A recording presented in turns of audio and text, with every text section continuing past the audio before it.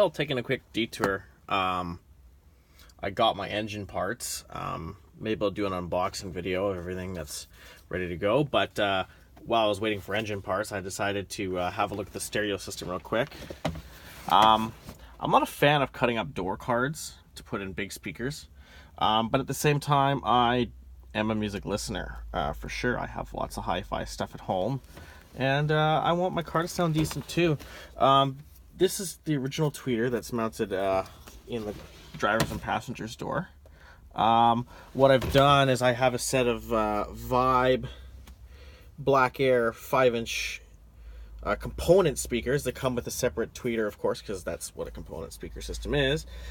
Here's the factory tweeter. Pretty old and crusty these days. Anyway, so what I did is I managed to basically, with a little bit of finesse and a little bit of hot snot on there, managed to get that tweeter to fit 100% behind that, basically in the original spot. So yeah, that looks great. I'm very happy with that. I have the 5-inch, or I should say 5 1/4 speaker, which is going to go and replace the old 4x6s. 4x6s obviously sound like absolute crap no matter what you do, for the most part. For the rear shelf, I've done a little bit of work as well. The side isn't done yet, but I did do a little bit of hacking. But luckily, it's in an area that you can't actually see if everything goes awry. So I have some 1 1/4 inch MB Quart tweeters. As well as the Vibe Audio component driver as well. As you can see, this side's pretty much done.